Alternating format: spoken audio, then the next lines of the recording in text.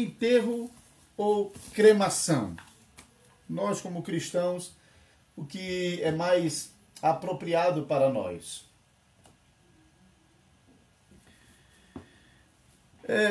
Devemos começar, de fato, reconhecendo que as Escrituras elas não dão uma ordenança direta, clara, contra a cremação. Né? Então, na Bíblia não é falado nada contra o uso de cremação. Mas a Bíblia também não fala diretamente ordenando que todas as pessoas devam ser sepultadas e não cremadas. Então, essa relação, de fato, ela deve ser admitida. Não, a Bíblia realmente não... Existem muitas passagens falando sobre sepultamento e há passagens também falando sobre cremação. Mas elas são muitas vezes descritivas e algumas poucas vezes ela realmente está ali com a função de ordenança. De fato, a prática comum, dominante em Israel, era a prática do sepultamento. Isso é sem a menor dúvida. Por exemplo, nós lemos já bem no comecinho em Gênesis, o patriarca Abraão, ele adquirindo um campo, no qual ele preparou um túmulo e lá sepultou Sara. Você pode ver isso em Gênesis capítulo 23, versículo 19. Depois o próprio Abraão é sepultado lá no capítulo 25, versículo 9 e 10. E mais adiante, no final do livro de Gênesis, no capítulo 49, nós lemos sobre o próprio Jacó. Ele dando orientações para que ele fosse sepultado nesse mesmo campo onde já estavam sepultados os seus pais. Então, eu quero ler somente esse texto de Gênesis capítulo 49, os versículos finais, versículo 28, versículo 29, depois lhes ordenou, dizendo, eu me reúno a meu povo, sepultai-me com meus pais na caverna que está no campo de Efron, o Eteu, na caverna que está no campo de Macpela, fronteiro a Manre, na terra de Canaã, a qual Abraão comprou de Efron, com aquele campo em posse de sepultura. Ali sepultaram Abraão e Sara, sua mulher, ali sepultaram Isaque e Rebeca, sua mulher, e ali sepultei Lia, o campo e a caverna que nele está, comprados aos filhos de Et. Tendo Jacó acabado de dar determinações a seus filhos, recolheu os pés na cama e expirou, e foi reunido ao seu povo. Então, depois nós temos ainda Moisés, que foi recolhido pelo próprio Senhor quando estava no monte e sepultado sem que ninguém soubesse onde a sepultura dele estava. E tem ainda casos especiais. Então você vai encontrar, de fato, pesquisando a palavra sepultura, por exemplo, numa Bíblia digital, você vai facilmente localizar muitas passagens bíblicas que falam sobre pessoas sendo sepultadas. Mas eu quero mencionar ainda o texto de Deuteronômio 21, versículo 22 e 23. Esse é aquele texto conhecido em que maldito aquele que fosse colocado no madeiro, hein?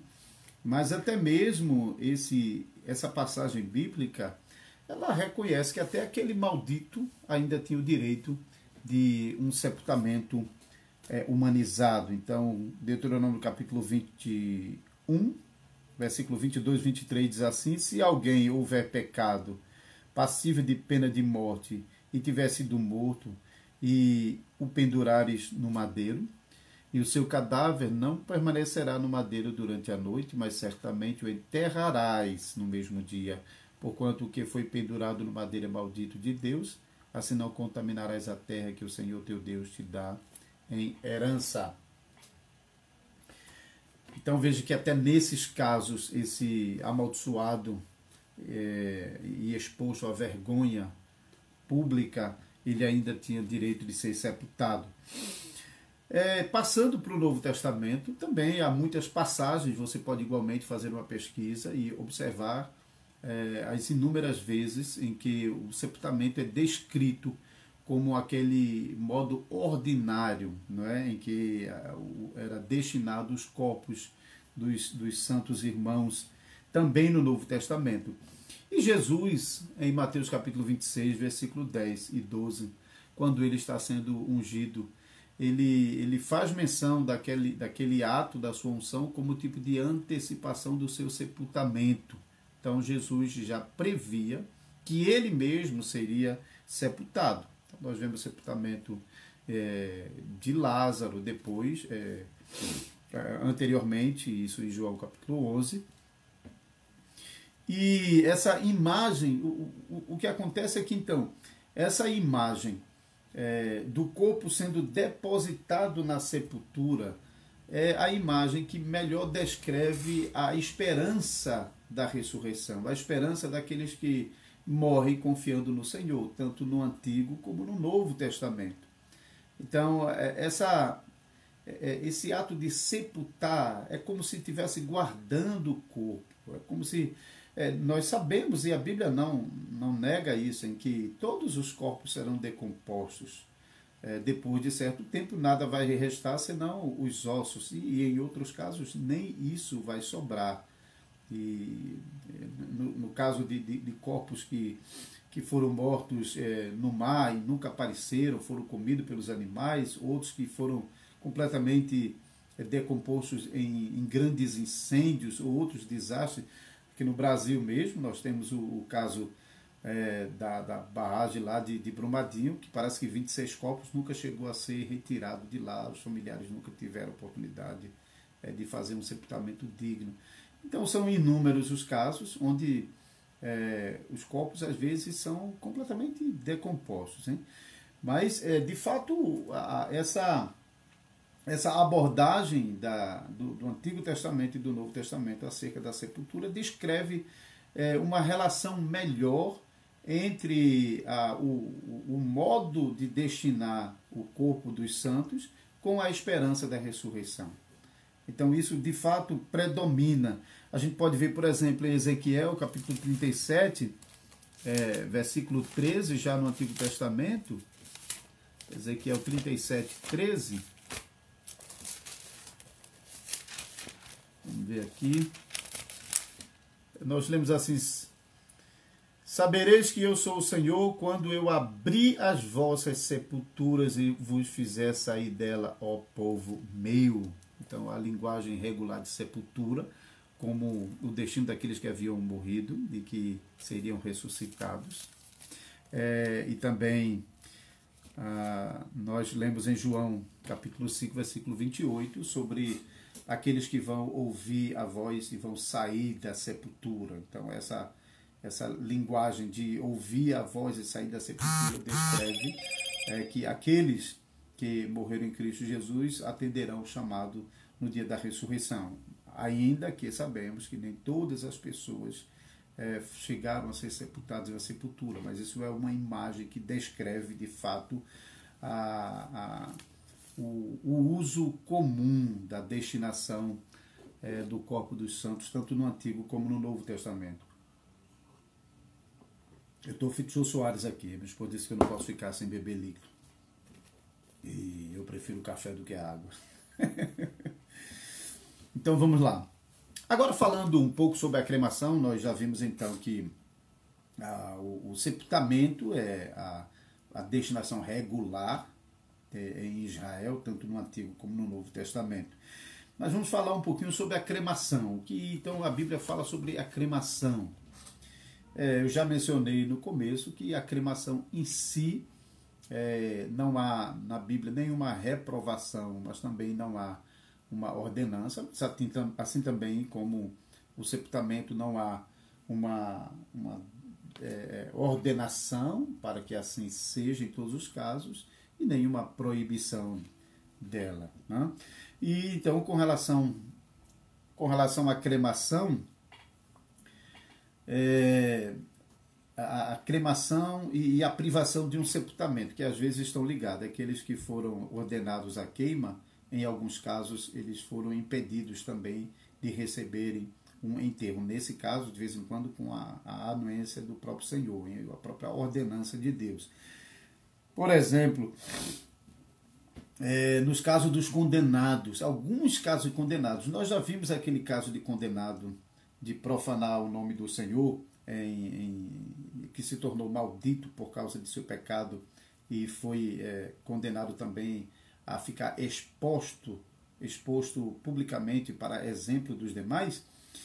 Mesmo naquele caso, ele ainda tinha direito a um enterro. Porém, em Levítico 20:14, a prostituta ela deveria ser queimada.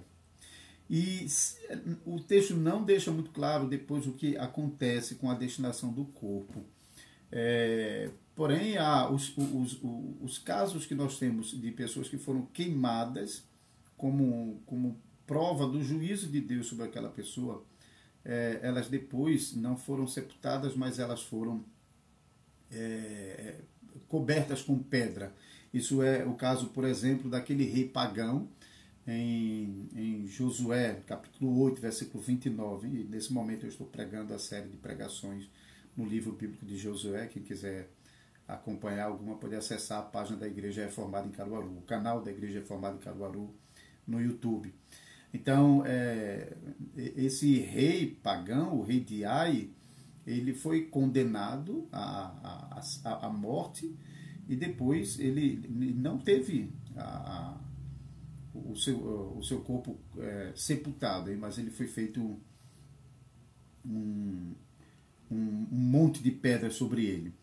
Nós temos ainda o caso das filhas de sacerdotes. Se filha de sacerdote se prostituísse ao ponto de escandalizar os seus pais, provocar a vergonha de seus pais, elas também deveriam ser queimadas, ser punidas com a queima.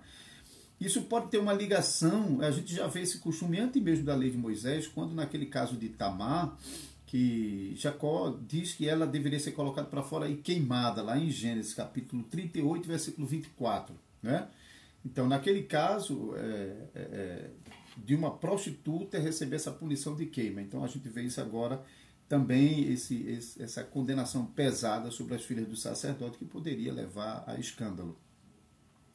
Existe ainda outros casos onde o próprio Deus puniu diretamente, queimando, matando com a queima. Pense, por exemplo, no caso dos filhos de Arão, Nadab e Abiú, que estavam oficiando no tabernáculo e ofereceram fogo estranho, e os dois então foram mortos pelo fogo que saiu do Senhor e os consumiu ali mesmo. Além desses casos de Nadab e Abiú, o caso de Corã, Datã e Abirã, que também foram consumidos eles, e acho que os outros 200 ou 250 que estavam com ele. Então, veja, são casos realmente onde a queima, aqui não é bem aquela cremação no sentido moderno, mas é aquela morte onde o corpo está sendo queimado. Nesses casos, a gente está vendo, em todos esses casos, a queima, de fato, era parte de um castigo divino, hein? Então, era parte da punição. Então, alguém ser queimado estava muito ligado com o aspecto de uma condenação, né? De um castigo divino. Era uma pessoa que havia cometido um pecado execrável que merecia, então, a punição com a queima. Embora talvez não fosse uma queima completa a ponto de até os ossos serem consumidos. Agora, tem uma situação um pouco especial, que é a situação do corpo de Saul. Hein? Nós lemos lá em 1 Samuel, capítulo 31, essa passagem é bem interessante. 1 Samuel, capítulo 31. Ela é bem interessante porque ela menciona sobre o corpo sendo queimado.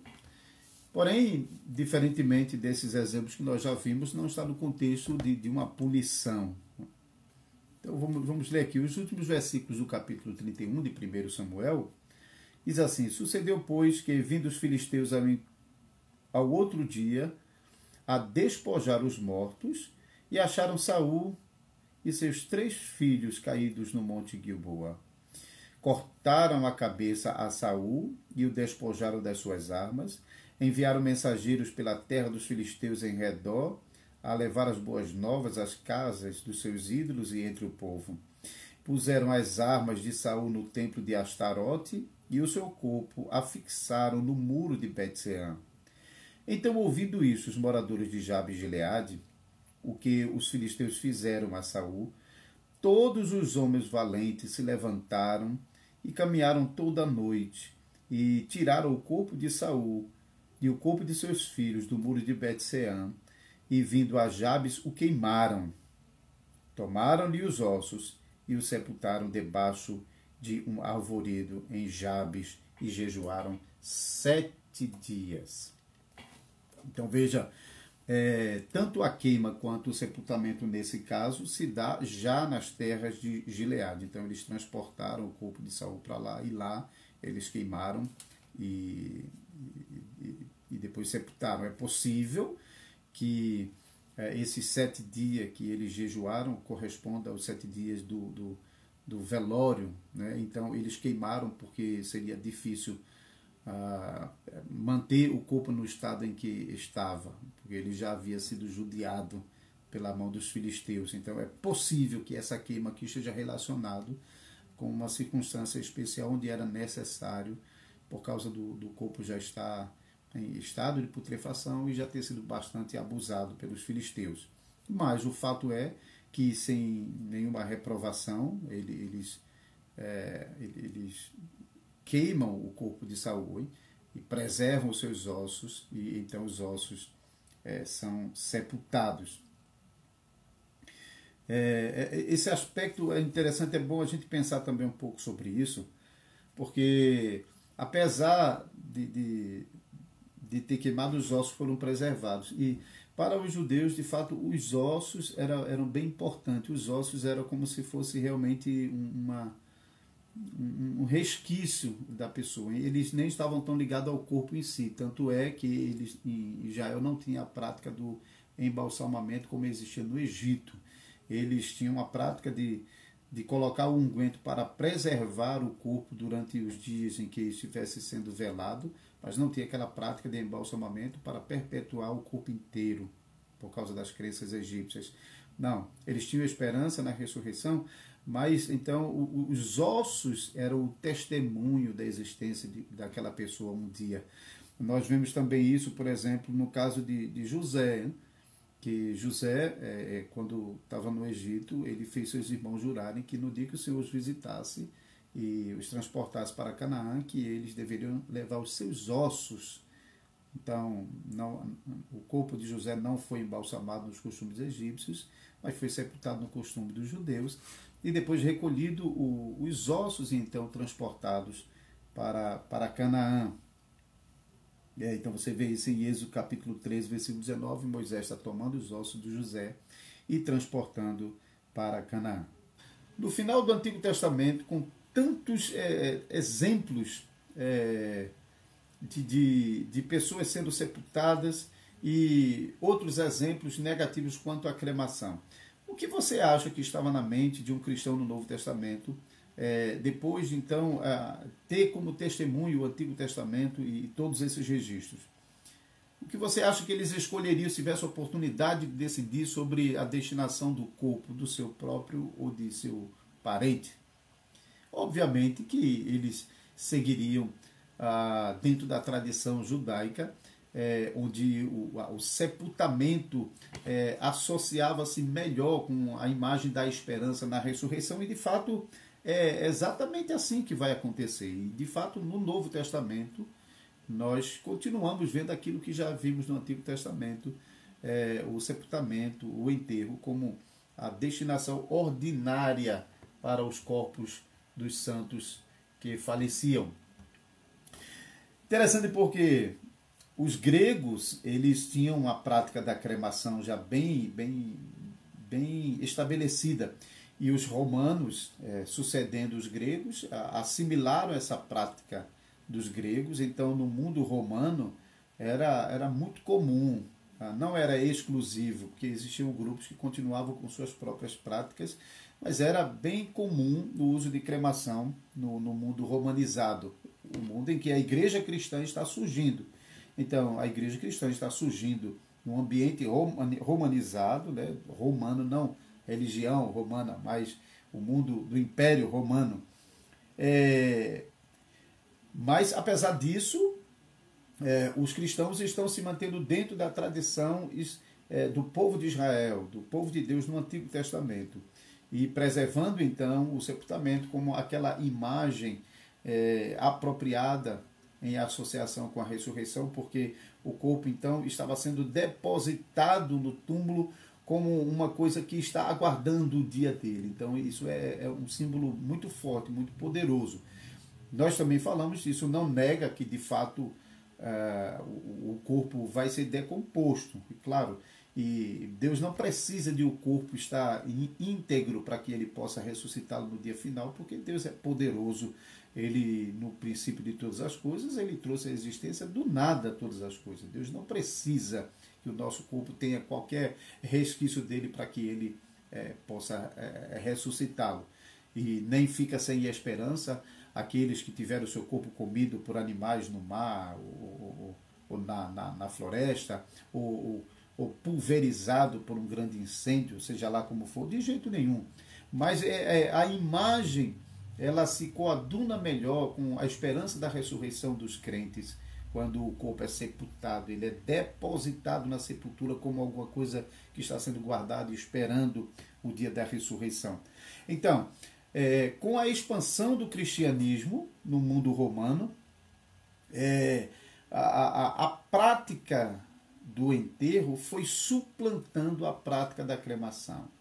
E então o sepultamento se tornou o modelo predominante de destinação dos corpos das pessoas. E isso se tornou tão forte que mesmo no ambiente, mesmo entre não cristãos, mas por causa da influência cristã, as pessoas acabavam influenciados pelo cristianismo, preservando esse modelo, e assim esse modelo dominou o mundo, né, e se espalhou junto com o cristianismo católico romano em todos os lugares por onde o cristianismo estava se espalhando. E isso não foi diferente também do nosso país, do nosso Brasil. O Brasil, cristianizado pelos católicos romanos inicialmente, né, foram os primeiros a chegarem no Brasil, mas logo bem cedo nós já tivemos a expedição reformada no Brasil em 1557, quando os huguenotes franceses chegaram aqui no Brasil, embora eles ficaram apenas 2 anos. Foi realmente um fracasso a planejada França Antártica. E depois, no século seguinte, século XVII, então os holandeses chegaram e ficaram um pouco mais tempo, 24 anos, mas também foram expulsos. E somente no século XIX, então, com as missões presbiterianas, congregacionais, batistas, e mais tardiamente as missões reformadas continentais, que deram origem a confederações reformadas, como as igrejas reformadas do Brasil, da qual eu sou ministro. Mas então, mesmo começando com uma influência católica romana, então o cristianismo chegou no Brasil, e a prática da destinação dos corpos por meio do sepultamento também chegou junto com a tradição cristã e se estabeleceu também no nosso país. Tá? Então, o Brasil, majoritariamente, durante todo esse tempo, o Brasil adotou a prática de sepultamento e não de cremação. Até, curiosamente, até 1974, o ano em que eu nasci, eu tenho, depois que eu estava estudando isso, então eu descobri que agora eu tenho mais alguma coisa para associar ao ano do meu nascimento. O ano do meu nascimento marca também o ano da construção do primeiro crematório no Brasil. Isso lá em São Paulo, lá em Vila Alpina, 1974. Então veja, até 1974, e se não me engano, foi o primeiro da América Latina. Eu não tenho certeza disso, mas aqui no Brasil o primeiro foi esse em 1974. Então não tinha crematório até então. Veja que a influência cristã dominou durante todo esse tempo, de tal maneira que até mesmo na sociedade em geral, mesmo entre pessoas não cristãs, prevalecia o costume herdado dos cristãos de sepultarem os corpos, de enterrarem os corpos. Os casos de cremação eram casos raros e às vezes tinha que se recorrer a outros modelos de cremação, já que não tinha crematório, ou até mesmo recorrer para crematórios fora do Brasil. Então, mas veja, isso aqui já é realmente um ponto interessante, porque quando o primeiro crematório então é estabelecido no Brasil, já nos serve de indício de que a influência cristã que já vinha perdendo espaço pelo mundo, né? O Brasil é só o resultado dessa perda de influência do cristianismo pelo mundo, porque depois até a Reforma Protestante nós ainda tínhamos uma influência cristã muito forte. A Reforma Protestante corrigiu o abuso da Igreja Católica Romana até aquele momento. Mas então, no século seguinte, começa então, no século XVIII em diante, começa realmente a haver um declínio, uma repulsa do cristianismo, uma negação do cristianismo, uma taxação do cristianismo como algo ruim. Então, pessoas querem se livrar do cristianismo. E a Revolução Francesa e posteriormente, então, o homem querendo assumir o centro e interferindo na cultura, removendo da cultura elementos da tradição judaico-cristã e introduzindo na cultura elementos hostis à tradição judaico-cristã e até contrária à palavra de Deus. E o que a gente vê no desenvolvimento é que esses elementos cristãos estão cada vez perdendo influência dentro da sociedade, sendo expulsos dessa grande bola que é a história, com seus costumes, com suas produções. Então, o cristianismo já não consegue fornecer elementos tão poderosos como no passado, elementos que realmente possam se introduzir na cultura, se estabelecer na cultura e preservar, assim, costumes judaico-cristãos. Infelizmente, na sociedade moderna, o cristianismo tem perdido muito disso. E uma das coisas que a gente pode identificar, colocar o dedo em cima, é quanto ao sepultamento. Essa mudança do modelo de sepultamento para a cremação é o resultado dessa perda de influência do cristianismo na sociedade moderna. Então, a secularização da sociedade introduz novas formas de destinação dos corpos e abandona antigas formas da destinação dos corpos dos seus entes. Por exemplo, o Japão, mais recentemente, adotou, mais recentemente não agora, mas já tem mais de 100 anos, eles copiaram a China, que já adotava a cremação, especialmente com o advento do budismo no Japão. Então, é uma religião que apoia a cremação. Então, na China já estava, o Japão adota. Então, em outras nações, isso está se tornando cada vez mais popular. Mas estamos indo para a reta final aqui. Deixe-me dizer só mais uma coisa. Nós não podemos ignorar que há outros elementos, né? De um lado, a perda de influência do cristianismo, a secularização da sociedade acaba realmente retirando da sociedade elementos da cultura, elementos que vêm da tradição judaico-cristã, e outros elementos estranhos e até hostis acabam se inserindo ali. Isso é fato, é inegável.